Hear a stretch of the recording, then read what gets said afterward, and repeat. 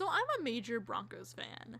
Even though I live like 10 minutes outside of Seattle, I am dedicated to my boys. And I'm pretty obsessed with Wes Welker, actually.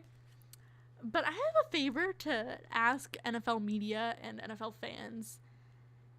And it's just a topic I kind of want to touch on today, is the importance that we place on quarterbacks.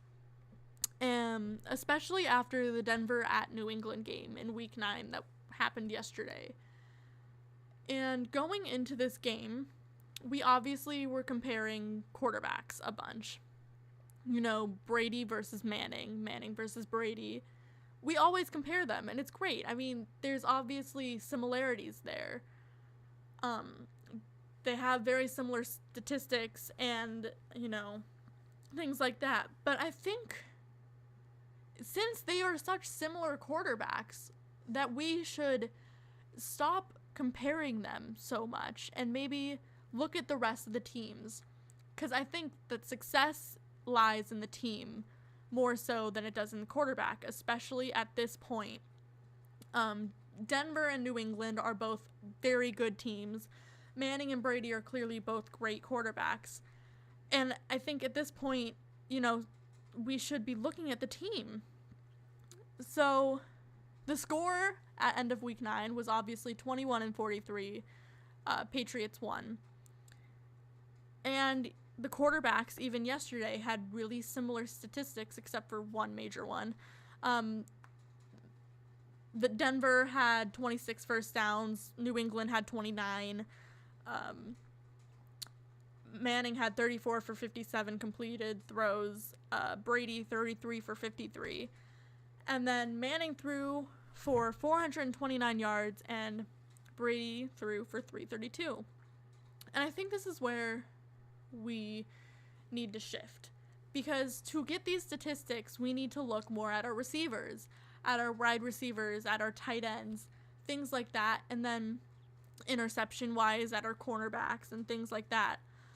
And so, you know, instead of Brady versus Manning or Manning versus Brady, why isn't it Julius Thomas versus Gronkowski, or Wes Welker versus Edelman, or Aqib Talib, Chris Harris versus Revis and Browner, or Revis?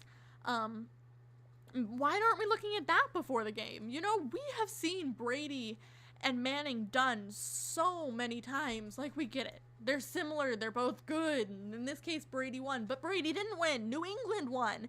It's not all about Denver. It's not all about Manning. It's not all about Brady. You know, it reminds me of last year when Denver lost the Super Bowl because we had that awful defense and awful offense. Like, it went downhill, like downhill. But offense wins games. Defense wins championships. And I love that saying because it's true. And offense isn't just the quarterback, prior to contrary belief. Manning does not catch his own balls. Manning can't protect himself in the pocket. I mean, he can, but he's not his offensive line. And he can't run. Well, okay, you get what I'm saying. Like, the quarterback can't do it all. You need someone there to catch the ball. You need someone there to help out the quarterback. And that's what we should be looking at. On both sides of the game yesterday, there were dropped balls everywhere. Wes Welker had a throw directly at his chest, and he dropped it. Like, this doesn't happen. Welker doesn't drop things. He's like fumble recovery king, and that led to an interception. And yes, he was injured. And I'm just a little annoyed at him. I love him, but seriously, interception. Demaryius Thomas is back to his old dropping ways that he had like weeks 1 through 3, and Emmanuel Sanders was dropping things. And I think that as NFL media and NFL fans, it would be way more interesting if we talked about that more.